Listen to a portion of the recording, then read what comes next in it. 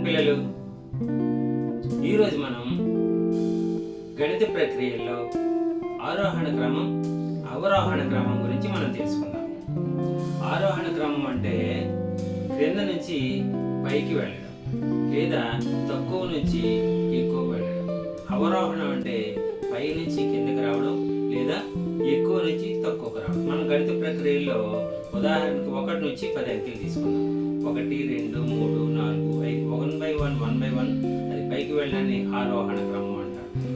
10 నుండి కిందకి 10, 9, 8, 7, 6 దాన్ని అవరోహణ క్రమం అంటారు. దీన్నే ఇప్పుడు మనం ఒక బోధనా ఉపకరణం ద్వారా మనం నేర్చుకుందాం. ఇక్కడ చూడండి, 1, 2, 3, 4, 5, 6, 7, 8, 9, 10 వరకు అంకెలు. ఇవి స్టెప్ బై స్టెప్ పైకి వెళుతూ అంటే ఆరోహణ క్రమం అంటే 1 నుంచి 2కి 3కి 4కి అలా పైకి వెళ్ళదని ఆరోహణ క్రమం అంటారు.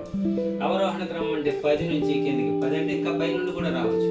ఉదాహరణకు మనం 10 తీసుకున్నాం కాబట్టి 10, 9, 8, 7, 6, 5, 4, 3, 2, 1 దీన్ని అవరోహణ క్రమం అంటారు. దీన్ని ఇక్కడ బాణం గుర్తులో ఆరోహణ క్రమం ఏమో పైకి వెళ్తుంది, అవరోహణ క్రమం పై నుండి క్రిందకి వస్తుంది. ఇప్పుడు ఇక్కడ ఈ బాతు చూడండి, ఇది 1 మీద ఉంది కదా. ఆరోహణ క్రమం 1 నుంచి 2కి 3, 4, 5, 6, 7, 8, 9, 10 అంటే 1 నుంచి 10 వరకు ఆరోహణ క్రమంలో వెళ్ళింది.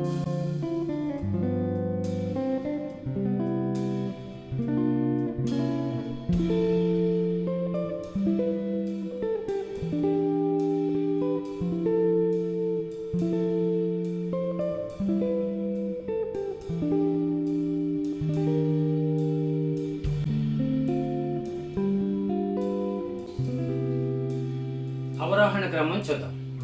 10 మీద ఉంది ఇప్పుడు ఈ బాతు. 9 తర్వాత 8 అంటే 8 కంటే తక్కువ 7, 6, 5, 4, 3, 2, 1 ఇది డిసెండింగ్ ఆర్డర్ అంటారు. దీన్ని అసెండింగ్ ఆర్డర్ అంటారు. కింద నుంచి పైకి వెళ్ళాలని అసెండింగ్ ఆర్డర్ అంటారు, పై నుంచి కిందకి రావడాన్ని డిసెండింగ్ ఆర్డర్ అంటారు. అర్థమైందా పిల్లలు? ఇది ఎప్పుడన్నా మనం ఇచ్చిన అంకెల్ని లేదా సంఖ్యల్ని ఆరోహణ క్రమంలో రాయమంటే మొదట చిన్న సంఖ్య రాసి క్రమంగా పెద్ద సంఖ్యలకి వేసుకుంటూ వెళ్ళని ఆరోహణ క్రమం అంటారు. అలా కాకుండా అవరోహణ క్రమం గురించి రాయమంటే ముందు పెద్ద సంఖ్య వేసుకొని క్రమంగా చిన్న సంఖ్యలు వేసుకుంటూ వెళ్ళాలని అవరోహణ క్రమం అంటారు. అది ఆర్డర్ అన్నమాట. అర్థమైందా పిల్లలు?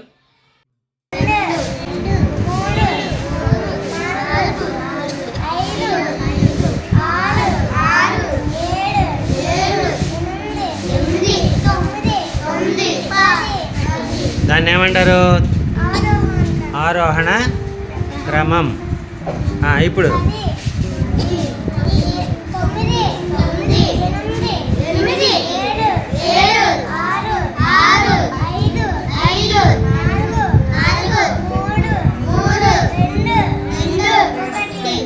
దీన్ని ఏమంటారు?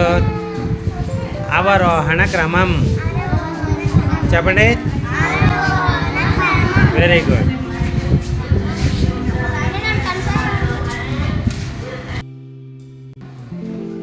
పిల్లలు మనం నేర్చుకుందాం.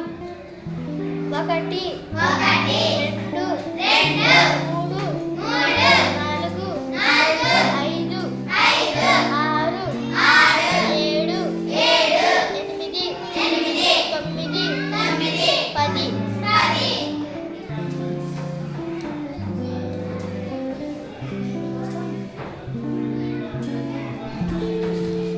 ఇప్పుడు మనం అవరోహణ క్రమాన్ని నేర్చుకుందాం. 10, 9, 8, 7, 6, 5,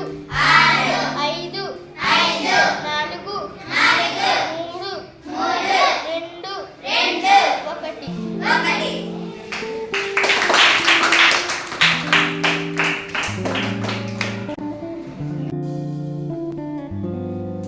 Dear friends, I hope that you have enjoyed this video very much.